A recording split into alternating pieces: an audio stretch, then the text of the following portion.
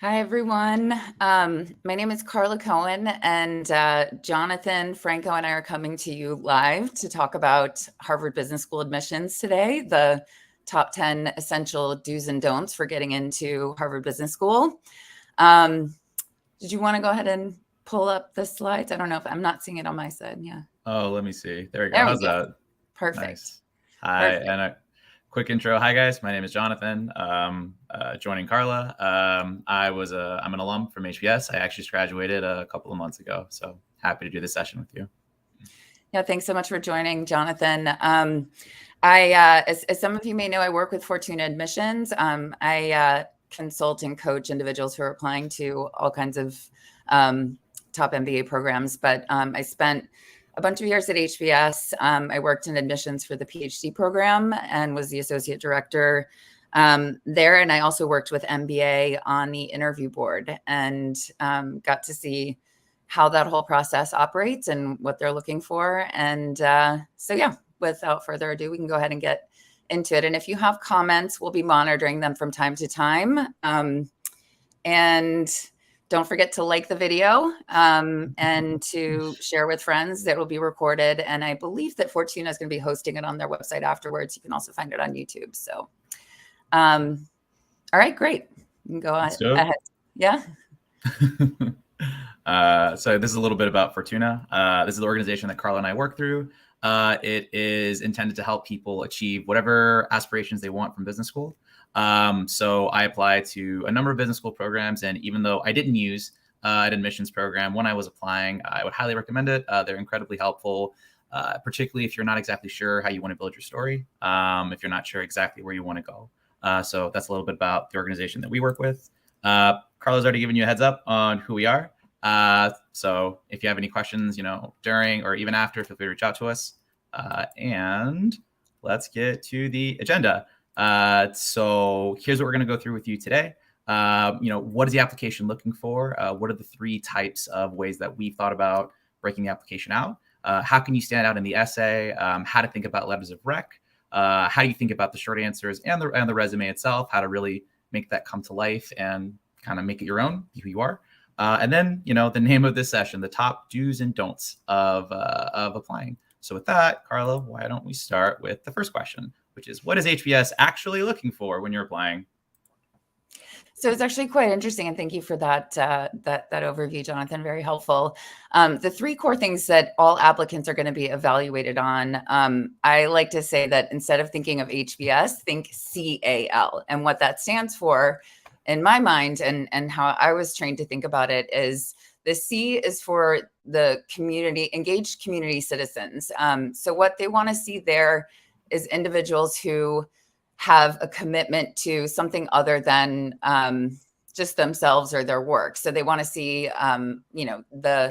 that you're someone who's involved, whether it's outside of the office or maybe it was something that you started in college, that you participate in something that is larger than yourself. And this can come in many different shapes and sizes. Some people have sustained engagement. They participate in things weekly. Other individuals don't have as much time as they did during college and are working very long hours. So they may only have an opportunity to participate in something that shows commitment to the community, every few weeks. So that's something that you want to think through.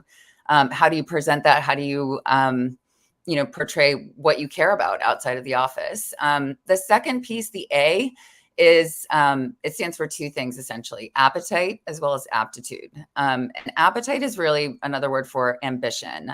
They want to see that you're hungry, that folks that get admitted to HBS are usually on a mission of some sort. So they're going to be they're going to be typically individuals who, have proven success in scholastic success. So that's part of the aptitude part, which is they'll look at your grades and your test scores to try to get a sense of, are you going to be able to cope with the rigor of the program? And so there's no one set number that will get you in. I've worked with individuals who've had in the low 600s, and I've also worked with folks that have had almost perfect scores. It's not just about the test score, but that does help them understand what your capabilities are. And they want to make sure that the class that they're admitting is going to be at a level where everyone's going to be able to fully participate. People won't be left behind. And so there's a number of things that you can actually do in the process of preparing yourself beyond taking the GMAT. You can do, HBS actually has something called CORE through their online platform. So if you're not coming from a business background, or if you don't have a very strong quantitative set of courses, that can be something that you can participate in. It is a longer program, so it may not be realistic for those of you who are applying round one, but for those of you applying round two, it might be something to look at. But they're looking for aptitude for success. HBS wants the superstars, and so they want to see evidence of that by way of your transcripts, your grades. And so that's going to be a key thing that they're going to be assessing as soon as they look at you. One of the things that I learned immediately was credentials. Credentials matter. So they'll want to see where you went to school, what did you pursue, and in addition to the extracurriculars. And then the third piece is leadership. And leadership is something that I'll have Jonathan add a little bit more color to. Actually, all of these elements he can add more color to because he embodied all of these traits. But they're looking for leadership, which can come in many different shapes and sizes. It can be, something that's a formal position that you hold. Maybe you do something at work, or you've been, showing signs of success in a certain aspect of the work that you do. And so you might be, I don't know, not necessarily in charge of something, but there's all kinds of opportunities to take on more. So they're going to be looking for that. Leadership can also show up in the community engagement piece. You might be on, a board of some nonprofit, or you might be someone who initiated something and started something even internally at your company. Sometimes we'll see things like that. So it's not a one size fits all, but you're going to want to show opportunities. And there's also other ways for your recommenders to bring in stories about your leadership to help exhibit this as a strength of yours. But that's kind of the high level stuff. Jonathan, I don't know if you want to chime in and give a little bit of color. Maybe you can talk about some of the things that you did, or perhaps some of your peers in terms of community engagement, appetite and aptitude, and leadership. For sure. So I can actually hit each of these with anecdotes that I've sort of gained over my time. So exactly as Karla said, when they're talking about community citizens, they're looking for someone who can think about something larger than themselves. This manifested itself in a lot of different ways. I had colleagues who were presidents of their fraternity and undergraduate, so an American undergraduate specifically, because I know that's more of a US-centric thing. They were presidents of their fraternity, which had a focus on community service. They actually would ladder that outside of college. So one person, when he graduated, he was still heavily involved with his fraternity and helping to connect more community service opportunities. One of my colleagues was very, very focused on education. So effectively what they did is they went around to local schools. They would teach when they were in college. And then when they graduated from college, they sort of kept it up. They would do tutoring, Big Brothers, Big Sisters, which is another organization in the United States. What they're really looking for is, and it's part of the mantra, right? HBS educates leaders who will make a difference in the world. And so it's not just about the professional success, which Karla touched on. A lot of it is about how do you impact your community around you, whether that's little C community, which is very close in. Maybe you started something at work, or maybe it's larger C community where you actually go to surrounding neighborhoods and you educate, teach, things of that nature. Appetite and aptitude for success. I think that one is more straightforward. It is not just about test scores. It's not just about grades. That being said, there were some friends of mine where if their GPA was a little bit weaker, or they were, a little less confident in it, they would try to make up for it in the GMAT, and you don't have to go about it in quite that way, but it is effectively looking to see, where your scores might lie within a bounded range. For leadership, and I'm actually going to steal this one from Karla. She has a nice way of describing habit of leadership. So doing it once isn't enough, in my opinion. I think what AdCom is really looking for is sort of this trajectory, this arc, where you start off doing things that are leadership oriented and you keep them going. And we'll talk about this a little bit more in the essay, but ideally you should have a way to connect your different points of leadership together in a coherent story. That makes it more real, that makes it more you. And it's a way to make you stand out. But I think what they're looking for is multiple points in time you can point to where either you were uncertain or whether you took on a challenge or whether you spearheaded something, and that explains how you made a bigger difference. So that's my take with a couple of examples. That's really helpful. I did want to just address one of the questions that I'm seeing before we move on to the next slide, which is a question from someone who asks, how does HBS look at reapplicants? It's a great question. They're actually very receptive to having reapplicants. In fact, it's about 10% of the class every year is made up of reapplicants. So that's one way to show leadership. Most people will if they get a no, then they walk away or they'll go somewhere else. So it shows tenacity, it shows resilience and grit. If you are going to look at, you can't get feedback directly from the admissions committee, but you can, talk to admissions consultants, you can talk to friends and see if there's something that you can do perhaps to strengthen your overall profile. Because as Jonathan was touching on, it is a holistic picture. So it's not just one item that makes the whole package. It's going to be a combination of the elements together that make for a good recipe for success. And so I think one of the biggest mistakes that people will do is just zero in on something that's very specific, like the GMAT or the test score or a GPA, and think that that's that's all they really need to focus on, and the rest will just sort itself out. One of my clients the other day made a comment like, oh, if I get this score, they can't turn me down, right? And I was like, actually, they can. And they do regularly turn people down who have almost perfect scores. So it's not just about the test score. It's about showing these other elements that we talked about. And it's that piece of it too. It's showing, not just telling. So we'll discuss, next when we get to the essay, different ways to show these traits and these qualities that you've developed in your life. But reapplicants are not frowned upon at all. I wouldn't recommend applying. I think you get a limit of 3 times in total. But applying again, I've worked with many reapplicants before and seen great success. So there's oftentimes things that we can learn. And so it's helpful to get some feedback. All right, so moving on to the next slide. All right, the essay. So this is my favorite part because this is where you can really you can really stand out. You have 900 words. You don't have to use all 900 words. The word limit was introduced about 2 years ago. So I think to help people understand, before they didn't have a word limit because, some, as we used to joke, some 500 word essays were too long and some 9-page essays were too short. So it really just kind of depended. But they did want to give people guidance so that there was a little bit of a sense of what would be ideal. And so 900 is a pretty solid number. It's about 2 pages, just under 2 pages, double spaced. And so it should be answering the question, which is, what more do you want us to know? And so I think first and foremost, one of the most helpful things to do is look at what else do they know about you? And you don't want to do the most common mistake, which is resume to prose, which is basically, I did this at work and then this at work and then was involved in this project. And then, because nobody really wants to read about that. First and foremost, you want to tell a good story. You want something to be interesting. You want it to show who you are, what drives you, what is the impetus behind all of the different pieces on your resume and the other parts of the application. So it's stuff that wouldn't belong on your resume. And it's on a very high level. I think a good framework to kind of use and push off from is, either where were you, where are you now, and where are you headed, with most of the time being spent on the first 2 pieces, because you don't want to just write an essay that's all, and then I'm going to do this, and then I'm going to do this, and then I'm going to do this, because anyone can speculate. You want to show evidence. Past performance is a great indicator of future potential. So it's helpful to give them evidence of the things that have shaped you, maybe, challenges that you face that you've overcome that have informed what you want to do with your career and your life.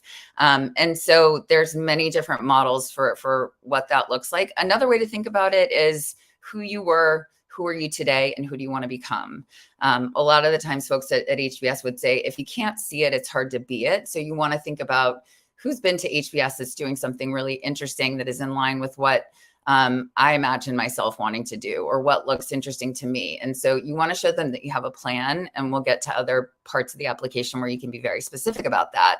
But they should be able to read the essay and get a sense of who the human is. You want to be real. Don't use a thesaurus. You want to use plain English. You want to tell the truth. The truth is very powerful. It just hits you when you see it. So it's not helpful because HBS has seen it all. It's not helpful to exaggerate. It's not helpful to inflate. Honesty and being real and vulnerable is actually one of the most courageous things that you can do. It shows leadership in and of itself by speaking about the things that really shape you. But again, there's so many different ways to approach this, and no one else has lived your life. So it's helpful to kind of bounce around some ideas with someone who can give you a different, perspective to make sure that you're on the right pathway. You want to tell the truth, but you don't have to tell all of the truth at all of the time. So, but Jonathan, I would love to hear from you in terms of, maybe you could share a little bit about what you wrote about, or, some other anecdotes about, some of what your peers may have written about. I'm sure it did come up during your time there. And yeah, would love to hear your perspective. Of course. So maybe I'm a giant nerd. Well, I am a giant nerd, but this was actually my absolute favorite part of the application process. I was applying to a number of different schools. And this is actually the one that made Harvard my top choice, which I know sounds kind of, post justification. Well, it's Harvard. How could it not be? But honestly, I was considering other schools very strongly because there's something elegant about the way the question is framed. Tell us something we would like to know more about you. It's short, it's sweet, and it's so incredibly complicated to think about. And Karla gave you a lot of cool structures and tactics and ways that you can break it down. I think sort of zooming out for just a second, what I love about approaching this essay is very rarely in our lives do people actually give 2 cents about what we have to say. It's not just you're in an elevator with someone and they're politely asking you how your day was. It's not you're passing someone on the street. When they're on the way to the grocery store, this is someone who is going to sit down and, believe me, I can tell you from experience, line by line, go through every single thing that you say, pick it apart. And if you're lucky enough to get an interview, they'll bring it up again. And there's something really fascinating about that, something magical about you get a chance to tell something about yourself that maybe you've never told anyone else. In terms of tactics to how I've talked to other people about it and how my colleagues and I spoke about it, when I was in school, think of something that was transformative for you. Think of something, and usually those watershed moments are, as Karla was saying, moments when we're at our most vulnerable. Because when we're successful, we don't really change our behavior, right? You kind of just keep doing it because that's how the behavior feedback loop works. But when something really interrupts that cycle is usually at a point of failure, of vulnerability. Don't shy away from those moments. Usually those are the most powerful moments. And yes, Harvard has seen everything. They've been around for about 100 years. They've seen anything and everything from the gamut, but there is something unique about every classmate, every colleague, every story. Maybe it was a similar story, but the way they interpreted it, the way that they harnessed it, the way it powered them was different. So thinking about points of failure and vulnerability, I think, is an excellent way to approach this. And I'll end with this. Really, being honest, I think, is the best way to be. The truth will set you free in a sense, but more importantly, in this context, the truth will make you compelling to read and to listen to, and kind of brings the entire application to life. They will look for points of evidence. When I did my interview, they went back through things I had honestly almost forgotten I had written because I'd kind of written them in the moment, and they will hold you accountable to them in a good way. And so really think and reflect and be deliberate about whatever the thing is you want to talk about, whether it's a walk that changed the way you view people, or whether it's a video game that had a really strong impact on you, whatever it is, just make it meaningful, reflect on it, and think about how has this changed the way that I might approach situations going forward. So that's my perspective. I love it. That's super helpful. It also reminded me of one other point that I wanted to raise, which is and part of what not to do. I think that the main challenge working in admissions just holistically is that there's so many applications to go through, and most of them, honestly, not very interesting.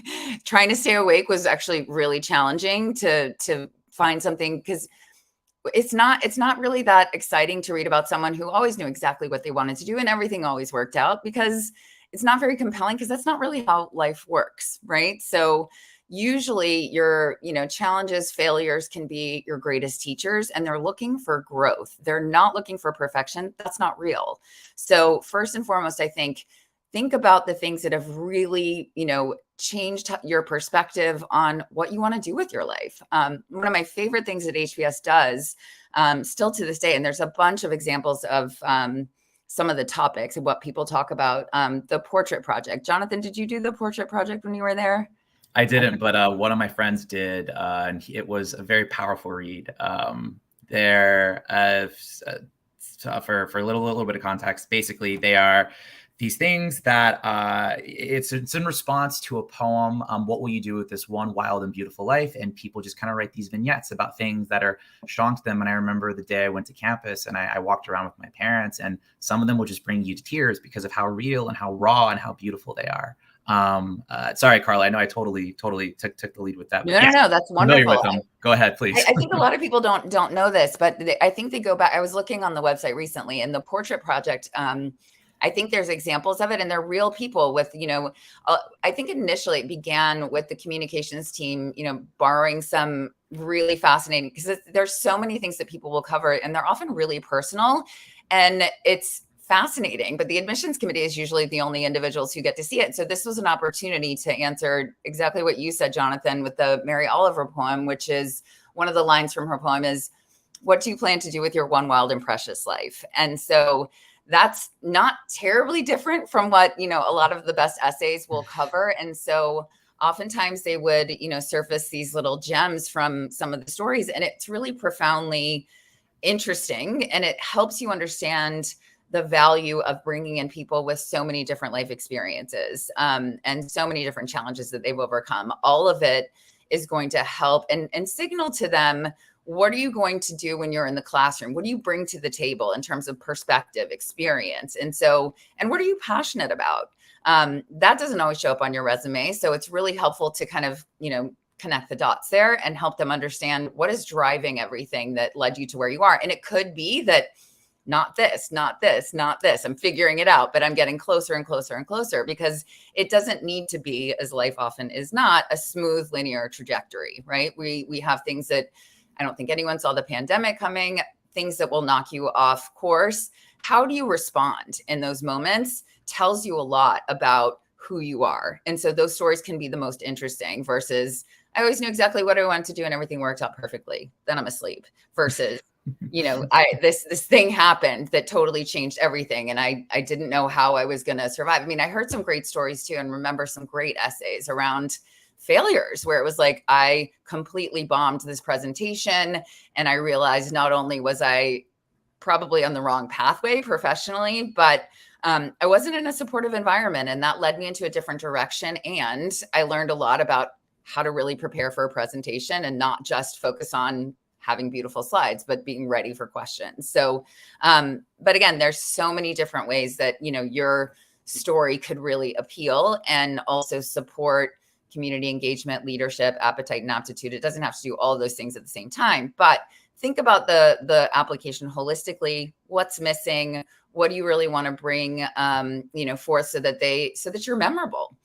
Jonathan and I were chatting the other day, and it's like this idea around like, you want to be able to think about, oh, that's the guy who's from here, who did this, who wants that. And so this gives them the opportunity to really connect. I was looking for humans. Where are the real living, breathing people in this applicant pool? So it's super helpful if that's something that you can be brave enough to dive into and talk about. I mean, it shouldn't just be terrible things that happen to you. This isn't a competition for suffering, but it can be an opportunity to help them understand you on a more fundamental level and educate them about, what is driving you, what is motivating you, and what is bringing you to the gates of HBS. Yeah. Last 2 seconds, and then we'll hop on, just because this is something that helped me bring my essay home. It's not the suffering Olympics, which is a funny phrase. I think I've passed back and forth with Karla. It's not. And you'll talk to people who will apply, and sometimes it can kind of feel that way. It's not about trauma or tragedy, or yes, like vulnerability is important.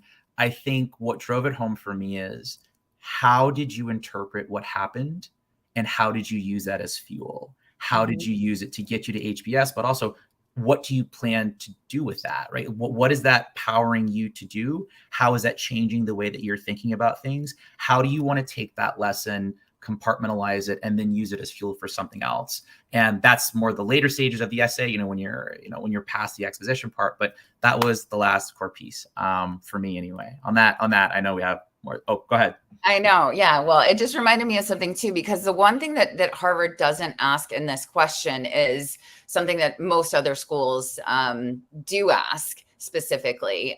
They don't ask why HBS. And it's not to say that you couldn't touch on that, but I wouldn't spend a lot of the real estate of the 900 words on that. Be careful about that. I mean, we would sort of joke, it's like, who doesn't want to be here? We know why people want to come here, so it's an incredible place, and they don't need to be sold on how great they are. So it doesn't make a ton of sense to, spend paragraph after paragraph talking about and justifying, the value of the case method. They know that it's very effective and that it works. They want to know who you are and what you're going to bring to the case method, and how the whole process of actually the 500 cases that you go through, it really is helping you make better decisions in the face of ambiguity. And Jonathan can contextualize that a little bit more if people are curious. But I think that is, again, more of what you want to talk about. They don't reward reverence. There were lots of essays where it was like, it's been my dream since I was, could walk, that I wanted to go to Harvard Business School. And it's like, what does that have to do? Is that true? I don't know. But also, what does that have to do with anything? That doesn't really help me understand what the value is. Lots of people can want to go and be places, but what makes you a good fit? And that's the sort of intangible element that is a combination of all these other factors that we covered. So hopefully that's helpful. Awesome. I have more that I would like to add to it, but I'm gonna keep us on time. Next one. What should my strategy be for recommendations? This is a fun one. Karla, I'll let you take the first lead on it. Sure. Yeah. Letters of recommendation. This is critically important, and I think many people don't spend the time thinking about, who's going to be the best advocate for me in this process. And they may, defer to, let's see who I can get, who's really senior, who has a fancy title. And that is problematic in most cases, unless you work very closely with that individual, or they have a lot to say about you and are going to be a strong supporter of you. So you want to think about, it's ideal if you can have someone who has supervised you directly, preferably someone who's current. But there are certain fields, especially outside of consulting, where it's not the norm to send people off to business schools. So it may be that you don't want your employer to know that you're applying to business school at this time. You want to see if that's an option that's available to you at the top schools, and then make a decision. So it would not be very smart or strategic to inform your employer before being admitted somewhere. So you could draw on past, supervisors or people who know you really well. You could have one who's a current direct supervisor and a past direct supervisor. You could have a current supervisor and your boss's boss. So you could provide, different perspectives, one who's more senior and someone who's more junior, who's very close to your day-to-day, who can speak to the things that you bring to the table that show signs of a future leader, someone who's going to have the ambition and the appetite and has that early leadership acumen, business acumen to succeed, and that you're someone who can set goals and accomplish them, and that also you're a good person beyond just being someone who's good at their job. It's also helpful to have them touch on things like, who you are going to be in the community. Harvard really wants to bring in people that they talk a lot about character. So it's important if there's someone who can speak to that and can help provide evidence. It's much easier for them to sell you on that. It's really hard to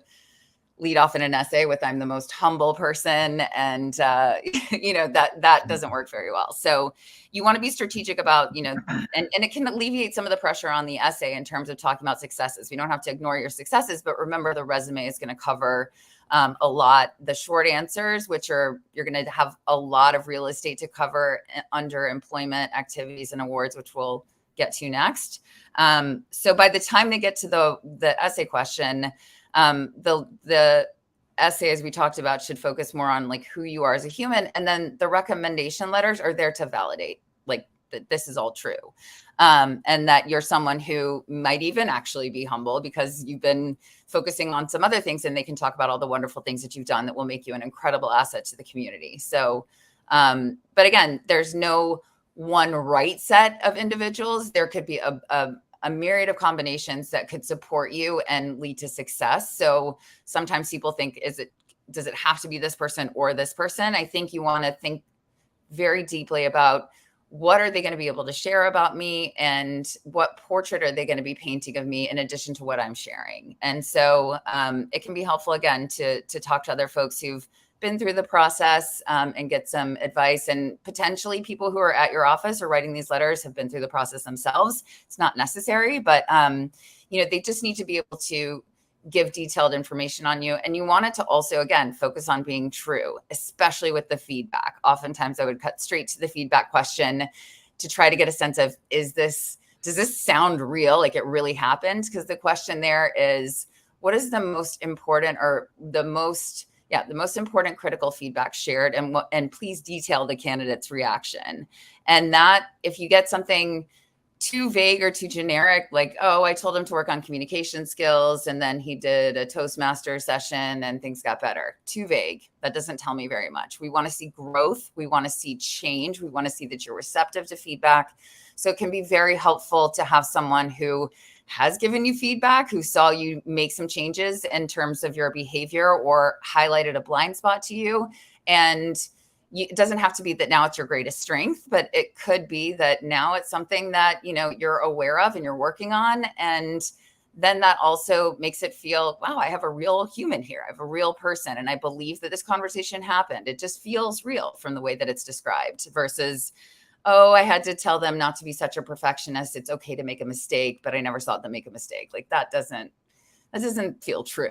No one is perfect, right? So I don't care who you are, if you're Warren Buffett, whomever, everybody has areas of development and growth at every stage in their lives. So that's an infinite process. So if there's nothing, you either don't have a great manager or an honest manager or someone who really cares about your profile. So think very hard about who's going to support me, who's going to be my advocate. And again, if you're not sure, it's good to ask other individuals who've been through this process and get their input and advice. And also ask them specifically, do you feel comfortable writing a strong letter of recommendation for me? And if the answer is yes, and they're enthusiastic, you have a winner. If they're, I don't know if I have time, I'm going to be busy, maybe you should ask someone else, then you have your answer there too. Go on to somebody else, because you don't want to risk it with someone who's not that excited about it. Awesome. Anything else to add? Yeah, actually. So I think you hit most of the major points. I would say, in the spirit of validation, which is how to think about approaching this, right? Someone who can think about your finer points in the resume and the essay, and it's okay to have if they've agreed, it's okay to talk to them about some of the things that you're thinking about writing about, if they can validate those points, right? In that spirit.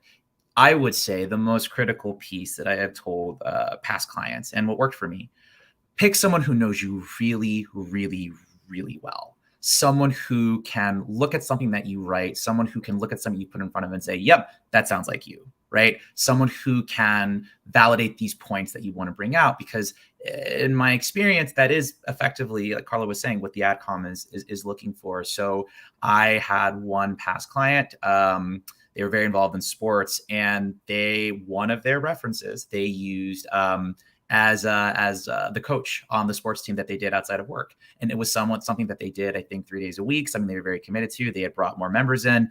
This person had seen them fail on the pitch, sort of make mistakes with trying to lead the team. But that's what worked. It was something that was very important to this person in terms of their growth and growing outside of an academic setting into a more athletic one. It was a very important part of their story, but most importantly, it was the point of reference saw them at a point where they were inflecting. And on that point of inflecting, they were able to very meaningfully weigh in and kind of talk about all the growth that the person had experienced. And I think that is what they're looking for. It goes back to that idea of being truthful, of being honest. It's a point of validation. So you want to make sure that that point of validation is an accurate and faithful representation of who you are and who you are projecting yourself to be through the application. I think beyond that, this is always I thought this one was interesting. So they can rank you in the letter of recommendation piece. It's always not super helpful, I think, if they give you straight 5s. or whatever the highest mark is. I think it's 5s. I think that's actually, it does you a disservice. I think that just shows that it's almost like, they're Why would you need an MBA if you've got it all figured out? You That's need exactly you need to right. have growth areas. Otherwise, why bother with this $250,000 investment, just to come out just the same as you are? It's a very good point, Jonathan. I absolutely agree. I mean, they should answer it honestly, but there should be some evidence that there's room for growth, and you don't have to be exceptional at everything. That's not realistic. Everybody has core competencies that are stronger than others, which is why it makes it interesting to have people with different skill sets. Not everybody's going to be CEO. That would be a nightmare if you have 10 CEOs in one company, right? So you got to have people that can play different roles, that have different skills and strengths, and intellectual capabilities, interpersonal skills, all of that kind of stuff. I think is helpful for them to highlight. But yes, having someone who is going to be enthusiastic about your candidacy, who understands that it's incredibly difficult. Harvard Business School's admissions rate is, less than 10% are going to be admitted to the program. So 90% are going to get a no.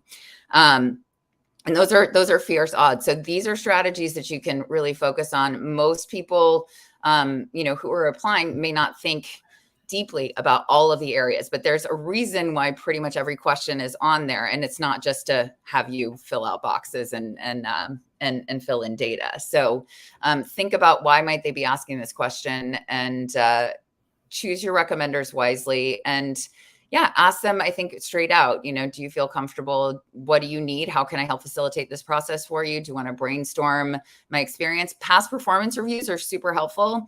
I do see a question here that I did want to address about asking a colleague that has left. It depends on, is it someone who is more senior, I think is the key. You don't want someone who is a peer necessarily. I mean, some schools have different boundaries around this, but they want to see from someone who is at a place that's kind of ahead of you, that to endorse your potential to get to where they are and beyond, if that makes sense. So it's not helpful to have your buddy or your friend, just write something that is fluffy. You want them to have credibility too. So it's not a bad thing to have someone super senior, but I wouldn't just default to that in favor of like having someone with a fancy title. Again, the closer they are to you, the better they know you as an individual, the stronger the letter of recommendation is going to be in terms of endorsing your skill set, your potential, your drive, and your ability to follow through on commitments and your ambition. Is the appetite well placed? Are you someone who has lots of big ideas but can't follow through on anything? That's probably not going to be a recipe for success in life or HBS. So we can probably move on. But if it is someone who's left the firm, if you have past colleagues that are more senior, moved on to other organizations who know you well, that's perfectly appropriate. They will explain in the actual form. They'll get like they'll get a link that they can open up and explain who they are, what the relationship is to you, and specify if there was supervisory, or it could be, as we called it, a dotted line, someone who is like not directly your supervisor, but someone who would have had oversight in terms of your overall performance. Great. Hopefully that covers most of it. This next one, I can take this one. How should I think about my short answers and resume to WoW AdCom? Okay, when I did this, full disclosure for YouTube, it was my least favorite part, to be honest with you. Part of it is because I'm a pretty verbose dude, so trying to compress everything I wanted to say down, not a fun time. The second part is, the HBS application is cryptically vague. And so when you get to the short answer portion on the application, it doesn't give you a ton of guidelines for how to talk about these things. So I would say, in general, you're going to be talking to people who have seen a bunch, but they don't go really in depth on any one thing, AdCom, right? So if you've done a very specific financial modeling exercise, if you've done a very specific technical execution, right? They're not going to always be able to elevate some of the terms you talk about. And this is actually something true. If you're admitted, you will see in the classroom, make a point, make it short, make it sweet, but make sure it sticks, right? And there's a lot of S's, but really that's how they will train you at HBS. You want these to be bullet points. You want them to convey you want them to convey whatever award, whatever recognition, whatever personal story. You want it to convey the idea you want. And you want to do it at a high enough level that someone who has no idea, even though they will, because they will read very carefully, even if someone who has no idea, the context within which you've executed this thing, they will understand what it is. So keeping it simple will help make it stick. Framing things in pure English. I think for mine, I think I had maybe 5 bullet points per. That probably varies by candidate. That's what I did. That's what I've advised people do in the past. I think the last bit I would say is if it's personal, make it rich, and this is something that Karla has talked a lot about and that I really agree with is they want to get to know who you are, right? In some sense, it's a human CAPTCHA test. They want to know that there's a heartbeat on the other side of the application. So if it's personal, make it rich, make it something that they can draw a meaningful story from. That's been my strategy for others. Karla, what do you think? Yeah, just to draw, further on all of the things that you just said, which are super valuable and helpful. It's just that you want to avoid too much jargon. You want to understand that most people that may be reading it, a lot of the admissions folks at HBS are generalists. So they'll understand, most of the language that a lot of the bankers and consultants and folks in different industries, but you don't want to assume, and you don't want to try to impress them by being overly wordy. I think what can be really powerful is distilling what is complex into simple, digestible terms that most humans can understand. So describing, the company that you work for, don't just copy and paste from some website. That's not a good strategy at all. I think you want to think about who are we? What do we do? And distill that into plain English. And same thing with the job that you do. I wouldn't copy and paste from your resume. Again, you want the different elements in the application to be expansive. So you can talk about the same things, but don't copy and paste and use the same language throughout in different places. That's not very helpful. They don't want to read the same thing over and over and over again. Hence what more do you want us to know? We got it. We read this, we've seen this. So the short answer is also an opportunity for you to even demonstrate, leadership, appetite. They'll ask you questions around describe the company, describe your role, describe if you've left, if you're talking about a position that you're no longer in, why did you leave? That could be an opportunity to show leadership. It could be an opportunity to show appetite. I realized that this was not going to be the place that I wanted to spend the rest of my career, the rest of my life. So I pivoted. I pursued another opportunity and went for this other job and I got it. That shows appetite. That shows ambition. That shows the ability to execute on things. So it's just helpful, but you don't have to make it overly complicated and you really don't have that much space to go into much depth. And then when you talk about the challenges and accomplishments too, that's another place where they will qualify the leadership aspects, where you want to talk about, what are you most proud of having accomplished professionally in this one company or job? So your resume will touch on that as well. I like to think of the resume as just a highlight reel of accomplishments, but maybe you want to expand on it or you want to give more depth to something, or there's something that really, I'm most proud of having finally understood where I meant to be and that I really love managing and coaching and training people. That might be part of your job. Doesn't have to be, but whatever it is, that gave you clarity. Or it could be super specific that you were part of one of the most transformative deals or projects that ended up translating to X amount of dollars in income and bottom line. Adding the so what factor, why are you telling me this? Why is this interesting? I think is really helpful.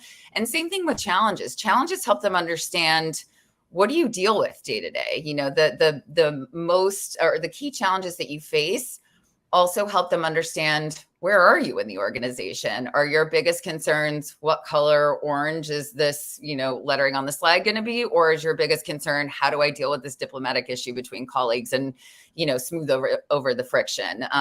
Not that it's a bad thing to be, responsible. Maybe you're a graphic designer. So actually the color of orange matters tremendously to your job, but it should be appropriate for where you are. And it should make sense. And it should also, again, don't try to overcomplicate it. I think simplification, distilling it down to something that is digestible, understandable, that's oh, interesting. That's an interesting challenge. And remember, it'll probably come up if you make it through to the interview stage. It'll probably come up in the interview. Tell me more about this. So you want to be strategic about what you include there too. If you have a challenge where it's like, I have a really difficult colleague, it's not great to be in a position where you're talking negatively about other individuals. So while that might be true, let's not go there. You want to talk about things that are, more about you. The challenge for me was that, I don't know, sometimes there are certain jobs that can feel like high stakes boredom, but we'll, find another elegant way to phrase it.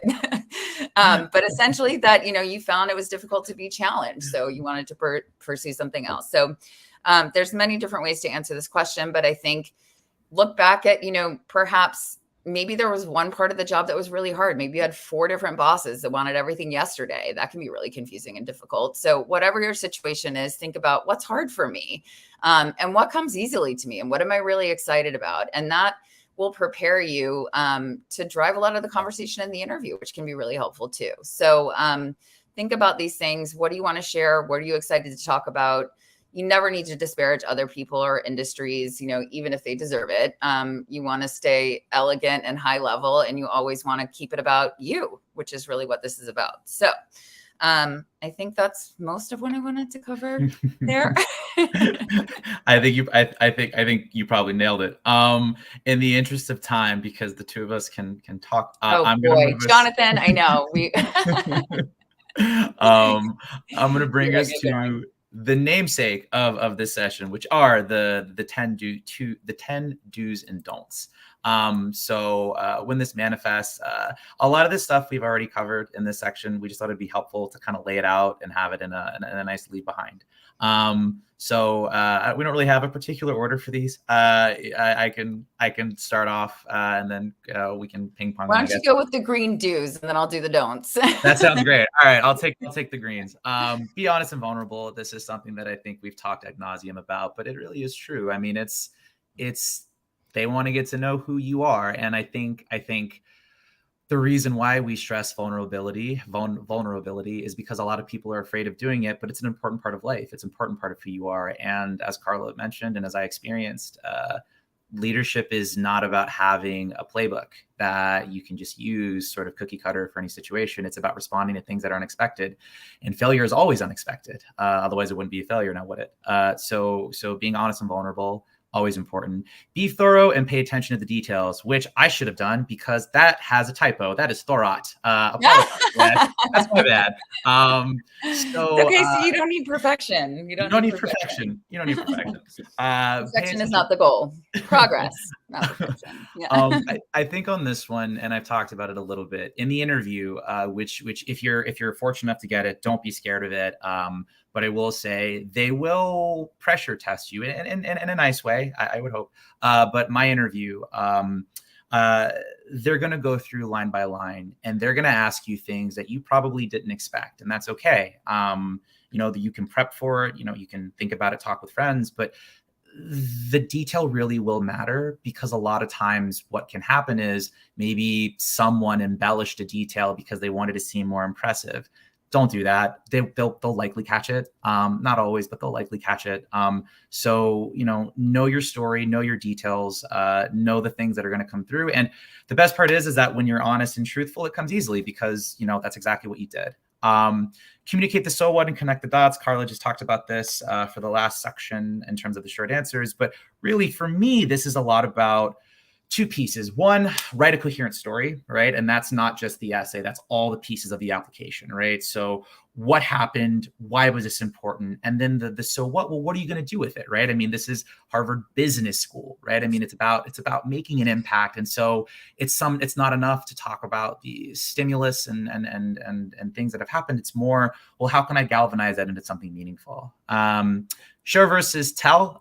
For those of you who might have been liberal arts majors, this will come easier than not. But really, you're telling a story. Karla told you they're generalists. They are. I mean, they've seen a lot, but it's always helpful when you can humanize it. And if there is one thing that comes true of business, not to bore you guys, but if there's one thing that I've noticed from going through business school and the however many cases they made us read, it really is at the end of the day about the people. And that's true whether you're in private equity, whether you're in hedge funds, whether you're in tech, whether you're in anything. You're almost always connecting it to a person. You're elevating a product to someone. And so understanding how to do that through vivid language is really important. Not just for this essay, but just in general. Be concise and succinct, something I could do better on. Yeah, really, really, really important. Yeah, probably both of us. They'll emphasize it in the classroom. If you ever go in and sit in on a class, I was the admissions rep, so I would tell this to people, and I would walk in the class and afterwards. But really, it's about being sharp and it's about being succinct. There's one of my favorite quotes from Mark Twain is, "If I had more time, I would have written you a shorter letter." And it's because humans only have so much attention span. Getting that down to not bore them, as maybe happened to Karla on the AdCom, is super important. And this last one, it may sound very fluffy, but it is so true. Have fun with this. I think, it was stressful. It will be stressful when you go through it, but if you pick something that is meaningful to you, if you pick something that maybe you've always wanted to tell and you never had the courage to do so, if you pick something that has a lot of, maybe you think someone could take a lot of insight from, it makes it so much more of a fun process. I went through probably 15 drafts of my essay. And I know it's going to sound lame. I also like writing, so maybe that's me. I loved every minute of it because I felt I was getting to tell a story that honestly, I never felt I had an outlet to tell before. So yeah, that's my take on the positives. I love it. That's super helpful. And all valid, very, very valid points to keep in mind as you're going through this process.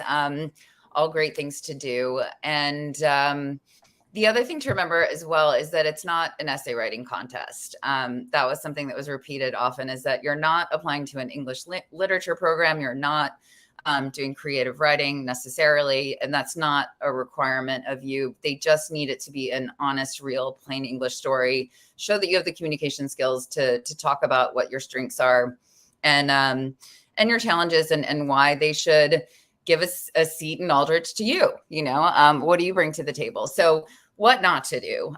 We've talked about this before, but I want to stress it again.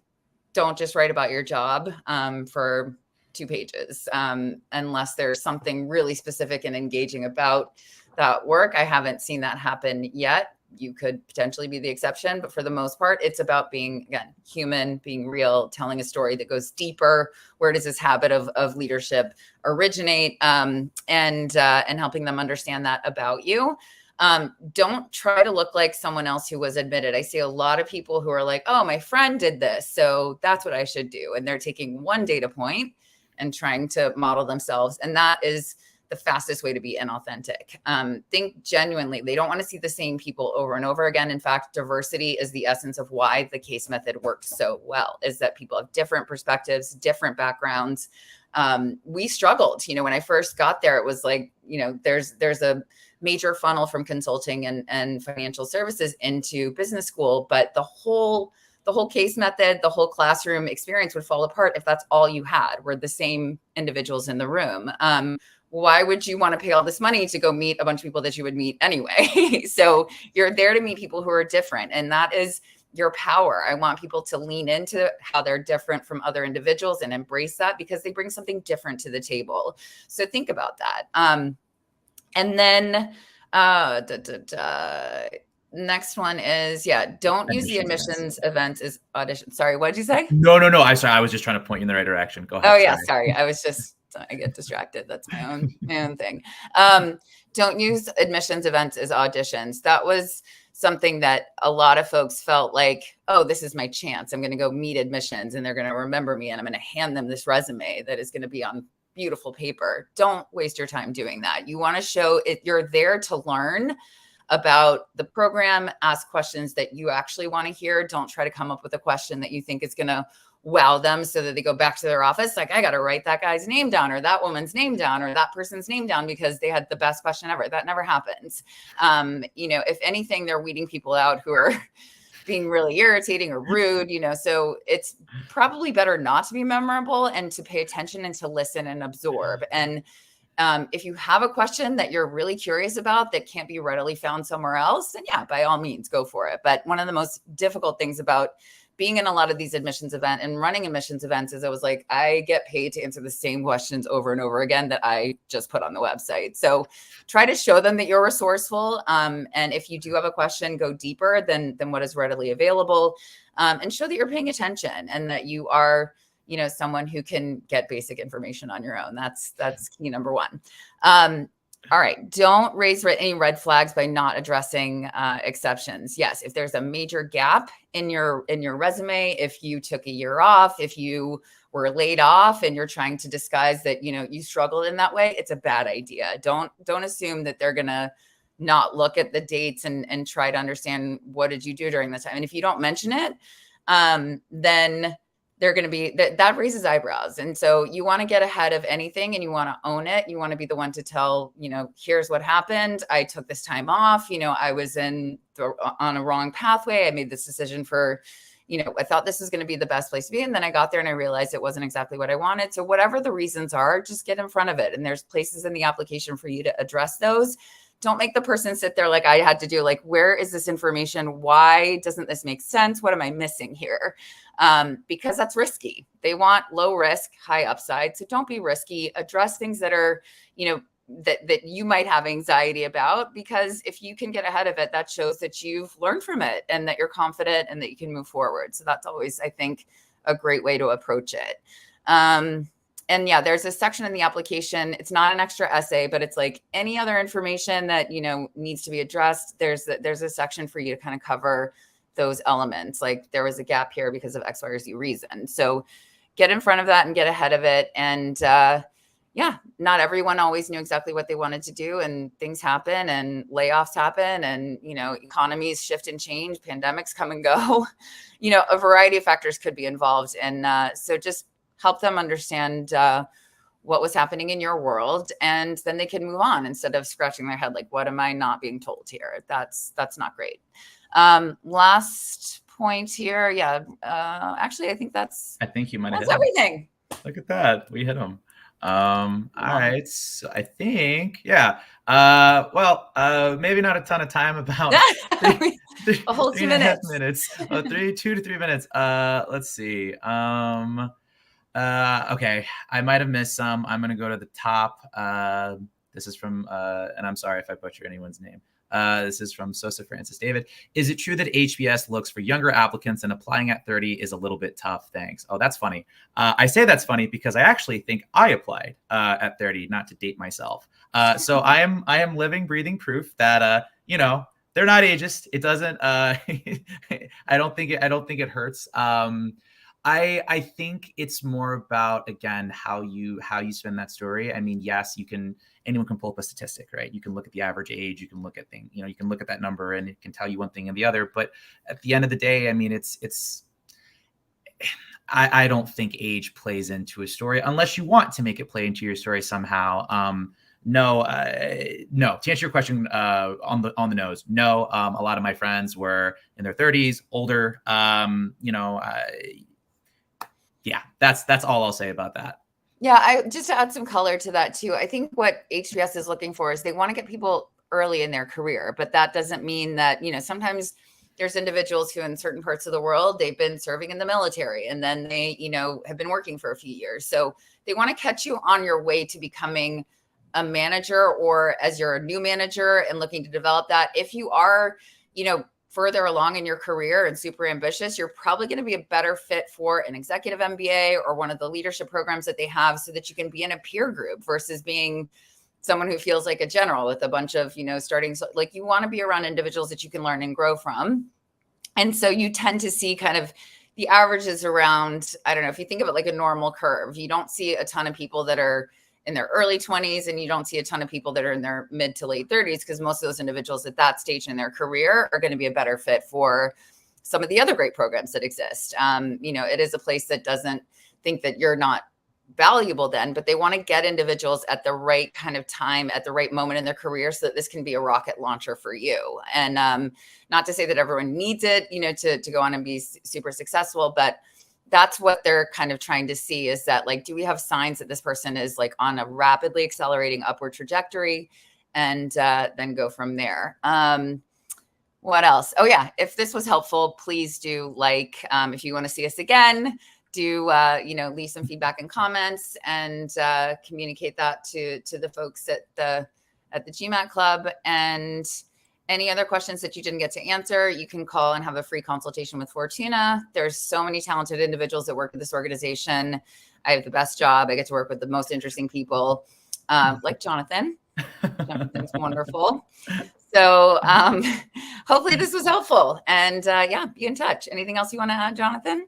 No, thank you guys for listening. Hopefully you find things that were useful. I was Jonathan Franco. This was Karla Cohen. And any other questions, please feel free to reach out. Other than that, have a lovely day. Bye, everybody.